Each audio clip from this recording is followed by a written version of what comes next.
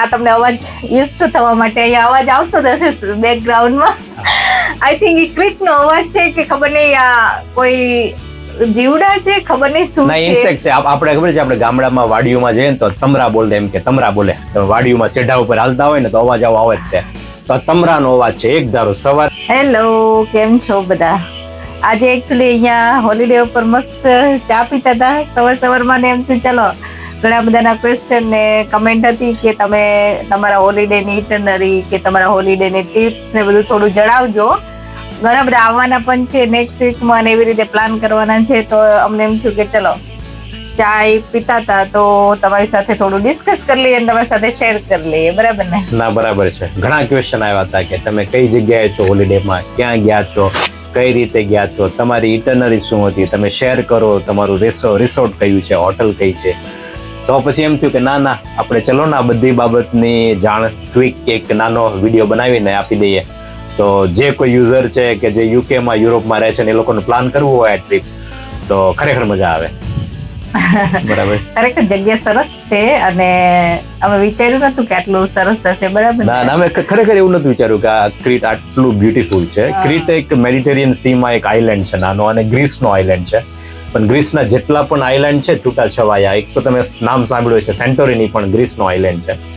તો આ ક્રીટ છે એ સૌથી મોટામાં મોટો એનો આઇલેન્ડ છે ગ્રીસનો. તો અમે બસ આ ક્રીટ પ્લાન કર્યું હતું. ક્રીટમાં 2 એરપોર્ટ છે, એટલે અમે હાનિયા એટલે અથવા તો ચાનિયા એવી રીતે લખાય છે. હાનિયા એ લોકો બોલે છે. તો હાનિયા એરપોર્ટ પર આવ્યા હતા અને હાનિયાની નજીકમાં, એટલે રીઝન એ હતું હાનિયા આવવાનું કે અમારે એક તો કાઇન્ડ ઓફ રિલેક્સિંગ હોલિડે જોતા હતા કે આવીને પછી એવું નથી દોડદોડી બહુ નથી કરવી. તો અમે હાનિયાથી એવું વિચાર્યું એક તો એલાફોનિસી બીચ જઈશું કે જેને પિંક સેન્ડ બીચ કહેવાય છે, એની માટે ફેમસ છે. અને બીજું એક one of the most beautiful beach અને આઇલેન્ડ છે બાલોસ અને ગ્રામવોસા, જે અમે ગઈકાલે ગયા હતા. એની કદાચ અમે ફોટો વિડીયોઝ કાંઈ શેર નથી કર્યું, પણ હોપફુલી આજકાલમાં થઈ જશે.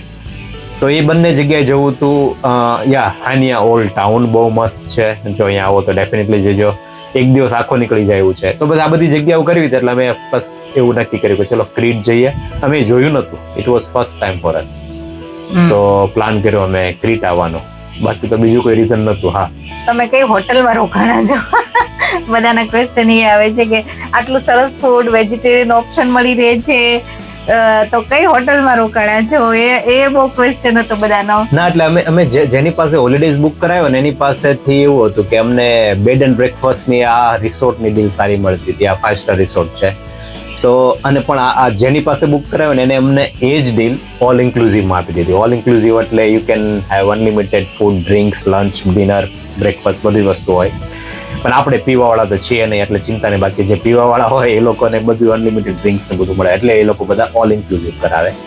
પણ આપણે ઓલ ઇન્ક્લુઝિવ હતું. આપણે બ્રેકફાસ્ટ કરી શકીએ, પૂલ ઉપર બેઠા બેઠા તમે લંચ ઓર્ડર કરો. કેટલો મસ્ત ડિલિશિયસ હતો જે લંચ અમે કદાચ પહેલા દિવસે શેર કર્યો હતો આપણે. પછી પુલ ઉપર બેઠા બેઠા તમે ડ્રિંક્સ મંગાવી શકો. હા, મોકટેલ થઈ છે, નોન આલ્કોહોલિક ડ્રિંક્સ તમે મંગાવી શકો. ડિનર છે, ડિનર મસ્ત થઈ શકે તમારે અહીંયા. અને હા, એ છે કે આપણે બધા વેજીટેરિયન છીએ તો વેજીટેરિયન ફૂડ આપણે ગોતવું પડે એ 100% ગમે ત્યાં જાઓ. એટલે અહીંયા આપણે પૂછીએ આ લોકોને કે ભાઈ વેજીટેરિયન ઓપ્શન. તો શેફ જે હતો ને અમને દરરોજ સાંજે બધી વેરાયટી અને જે પણ એ લોકોએ મૂકેલું હોય ને બધી જગ્યાએ લઈ જાય બફે એરિયામાં, અને અમને એક એક વસ્તુ સમજાવે. અને અમારે એમને કહી દેવાનું સવારમાં નો ફિશ, નો મીટ, નો એગ. બરાબર, એવું કહીએ. કેમ કે અહીંયા એગ અને ફિશ ને વેજીટેરિયન ગણાય છે એટલે એ લોકો તો આપણને એવું કે પણ આપણે સ્પેસિફાઈ કરવું પડે. એટલે અમે એવરી ડે અમે પૂછી જ લેતા હતા કાંઈ પણ વસ્તુ. અને એ લોકોનું સારી વસ્તુ એ હતી કે લેબલ કરતા હતા. બરાબર, દરેક ડિશ આગળ એ લોકોના લેબલ હતા જ કે ઇટ્સ સુટેબલ ફોર વેજીટેરિયન કે નહીં. પણ તોય ઘણી વાર એગ કે ફિશ હોય તો આપણને ખબર ના પડે. એટલે અમે રોજ જે શેફ આગળ જ કન્ફર્મ કરાવી લેતા હતા કે કઈ વસ્તુ અમારા માટે છે અને અમારા માટે નથી. બરાબર ને? અને ફૂડમાં સ્પેસિફિકલી તમે જો ઇન્ડિયન ટેસ્ટ ગોતતા હોય તો ના મળે. બરાબર ને? એક્ઝેક્ટલી. વેજીટેરિયન ઓપ્શન ઘણા અવેલેબલ હોય પણ તમારે એ એડજસ્ટ કરવો પડે ટેસ્ટ વાઇઝ. બરાબર, કે ઇન્ડિયન સ્પાઇસીસ કે એવો ટેસ્ટ તમે એવું લાઈક તમે માગતા હોય કે તમને એવું ફૂડ મળશે તો એવું ફૂડ નહોતું. પણ યસ, વેજીટેરિયનમાં ઘણા બધા ઓપ્શન હતા. એટલે ઇંગ્લિશ વેજીટેરિયન તમે એના માટે હેપી હોય તો અહીંયા ઘણા બધા ઓપ્શન હતા. બરાબર ને? એક વસ્તુ હતી પણ આમ બ્લેન્ડ લાગ્યો.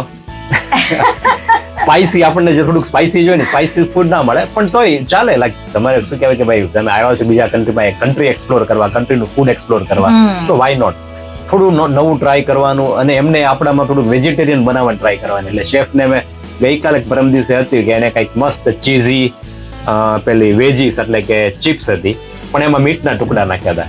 તો શેફને કીધું કે શેફ આ તો મીટ વાળી છે.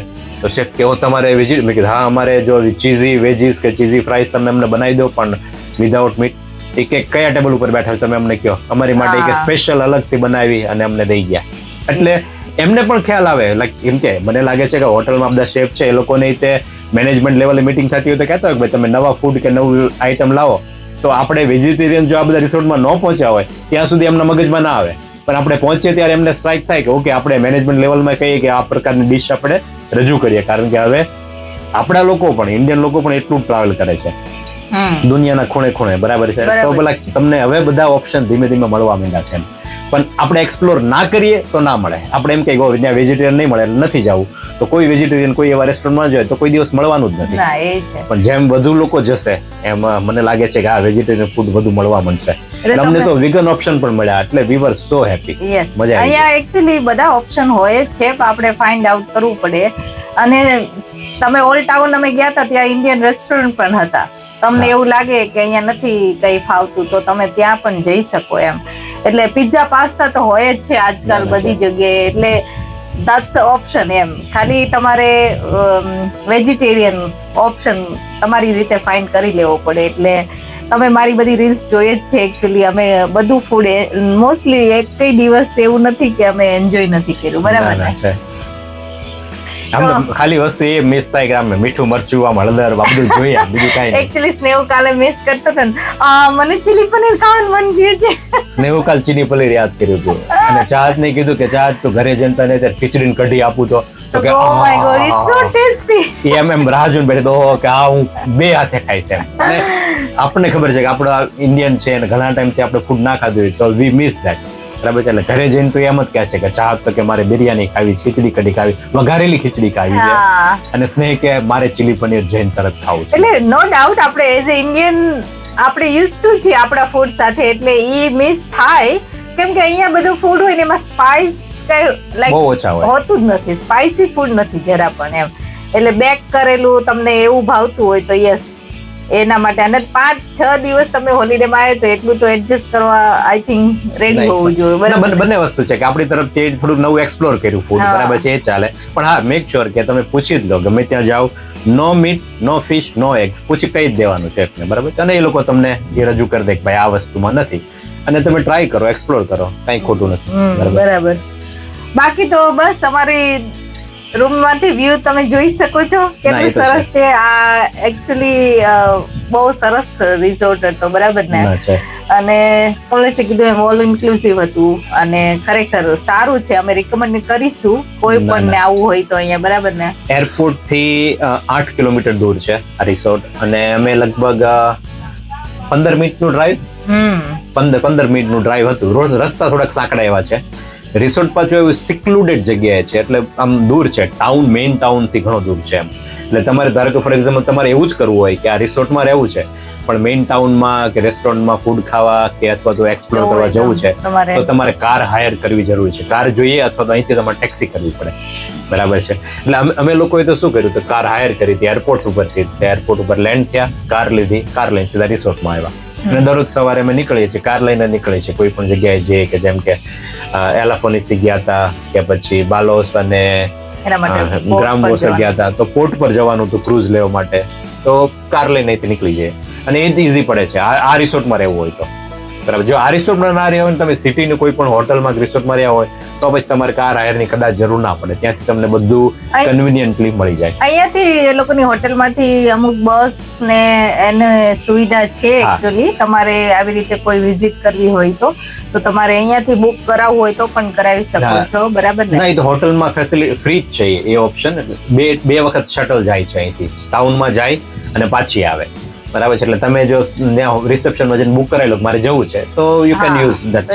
એ લોકોના તમે સર્વિસ. અને અહીંયા બીજી ઇન્ફોર્મેશન એ છે કે એલાફનસી અમે કાર હતી તો અમે કાર થઈ ગયા હતા, પણ તમારે જવું હોય તો એ લોકો આઈ થિંક બુકિંગ ને એવું કરી આપતા હતા, રિસેપ્શન ઉપર એવું લખેલું હતું, બરાબર? એ લોકો પાસે પ્રાઇવેટ ટૂર ડિટેલ્સ તમને આપશે કે તમે આના થ્રુ તમે કરાવી શકો એમ. એટલે they were very helpful as well. અમે ટાઉનમાં જવું હતું તો અમને ખબર નહોતી કે ક્યાં પાર્કિંગ કરીએ કે આ તે, તો એ લોકોને અમે પૂછ્યું તો અમને બધી ઇન્ફોર્મેશન આપી કે આ જગ્યાએ જાઓ, આ એપ માંથી તમે બધું મળી રહેશે, અને એને આખું ટેમ્પલેટ આપ્યું હતું, બરાબર ને, કે તમે આટલી આટલી જગ્યા કવર કરી શકો છો. એટલે પછી તમારા ઉપર છે તમારે કેટલું કવર કરવું છે, બરાબર? એટલે ડિપેન્ડ કે અમે શું કરતા હતા, બહાર નીકળીએ, જો શું કહેવાય એક્સપ્લોર કરીએ, થાકીએ, છોકરાઓ થાકે તો પછી કંઈક લંચ કરીએ અને વળી પાછા સાંજના હોટલ પર આવી જઈએ એમ, બરાબર. અને જો પહેલે દિવસે રિલેક્સ જ કરવું તો અમે આખો દિવસ હોટલ પર હતા, પુલ પર બેઠા, લંચ કર્યું અહીંયા ને અહીંયા હોટલમાં. અને એરિયા એટલો સરસ છે, એટલો મોટો છે હોટલનો, રિસોર્ટનો એરિયા એક્સપ્લોર કરવા જેવો. તમે જોયા હશે બીચ ઉપરના અમે પિક્ચર્સ લીધા છે, બધા પ્રાઇવેટ બીચ જેવું જ છે, હોટલનું જ છે. એટલે ત્યાં તમે જઈને બેસો, પુલ પર બેસો, એટલે એરિયા ઘણો, ઇવન ગેમ ઝોન છે છોકરાઓ માટે, સ્પા ને બધી સુવિધા છે એકચ્યુઅલી, તમારે જો એ બધું એક્સપ્લોર કરવું હોય તો. એટલે ખરેખર સારું હતું, બરાબર ને? અને એક ટિપ્સ આપવાની હતી કે આ તમને અવાજ યુઝ ટુ થવા માટે, અહીંયા અવાજ આવતો હશે બેકગ્રાઉન્ડમાં, આઈ થિંક એ ક્રિકનો અવાજ છે કે ખબર નહીં, આ કોઈ જીવડા છે, ખબર નહીં શું છે. ઇન્સેક્ટ છે. આપણે ખબર છે, આપણે ગામડામાં વાડીઓમાં જઈએ ને તો તમરા બોલે, એમ કે તમરા બોલે, તો વાડીઓમાં ચેઢા ઉપર હાલતા હોય ને તો અવાજ આવો આવે જ છે. તો તમરાનો અવાજ છે એક ધારો. સવારે સૂર્ય ઉગે ને ત્યારથી ક્રિટમાં તમે આ બધી ઝાડીઓમાં અવાજ શરૂ થઈ જાય. સિટીમાં તમને નહીં સાંભળવા મળે, પણ આ કેમ કે એકદમ આ શું કહેવાય મસ્ત જગ્યાએ છે, સિક્લુડેડ એરિયામાં છે. તો આ રિસોર્ટમાં તમે કન્ટિન્યુ તમે ચાલતા હોય ને, સવાર ઉઠો પછી સનરાઈઝ થઈ જાય ને પછી આ તમરાનો અવાજ શરૂ થઈ જાય, સાંજના સનસેટ થાય બધું બંધ, બરાબર છે. એટલે તમરાનો અવાજ કોન્સ્ટન્ટ આવતો હોય છે અહીંયા. અને બીજી વસ્તુ એ હતી કે તમે બહાર જાઓ તો અહીંયા અત્યારે ખરેખર હોટ છે, આપણને ખબર નહીં વધારે લાગતું હશે, ખબર નહીં, તમારી સ્કિન લિટરલી કલર ચેન્જ થઈ ગયા છે અમારા બધાના. પણ સારું એવું સનસ્ક્રીન લઈ આવજો, હેટ, ગોગલ્સ, બરાબર ને, એ બધી સુવિધા તમે જોડે રાખજો જ, કારણ કે બહાર બપોરના ટાઈમે 2-3 કલાક વધારે, આમ તો સરસ ઠંડો પવન આવતો હોય છે જો તમે નિયર સી હોય ગમે ત્યાં, તો ખરેખર સારું હોય. પણ કાલે અમે બાલોસ ગયા હતા તો ત્યાં એકચ્યુઅલી એક પણ ઝાડ નહોતું, બરાબર? એ નાનો લાઈક આઈલેન્ડ છે, તો અમે ત્યાં ગયા વિઝિટ કરવા, તો એક પણ લાઈક ઝાડ નહોતું, એટલે તમને કઈ પણ શેડ નહોતો. એટલે અમે એકચ્યુઅલી એ રીતે પ્રિપેર નતા કે ઘણા બધા અમ્બ્રેલા કે બેસવાનું, પિકનિક કરવાનું ને એવું બધું લઈને આવેલા. એટલે એવું બધું તમારે લઈને આવવું હોય તો તમે લઈને આવી શકો છો, કેમ કે ત્યાં બીજી કોઈ સુવિધા નથી. ઓફકોર્સ ત્યાં પેલા સિટિંગ એરિયા ને બધું હતું, પણ પબ્લિક એટલી બધી હોય છે કે તમને બુકિંગ મળે તો મળે, એટલે એ બધું તમારે બુકિંગ કરાવવું પડે છે, ત્યાં પૈસા આપીને હાયર કરવું હોય, બરાબર? ડેક ચેર ને અમ્બ્રેલા ને બધું હોય ને, એ બધા માટે કોઈ પણ બીચ ઉપર તમે જાઓ યુરોપમાં તો તમારે પૈસા આપવા પડે. 5 યુરો જેવું કંઈક હોય, તમે રેન્ટ પર તમે રાખી શકો. તમે આખો ફૂલ ડે હોય, પછી તમે શું કહેવાય જયારે નીકળી જાવ તમે મૂકી જવાનું પતી ગયા. એટલે એ એક હતું ખાલી તમને મેન્શન કરવાનું. બાકી તમે અહીંયા આવીને આવી રીતે પોર્ટ પરથી ક્રૂઝ જતા હોય તો બુક કરાવી શકો. અમે અહીંયા આવીને જ બુક કરાવી હતું, બરાબર?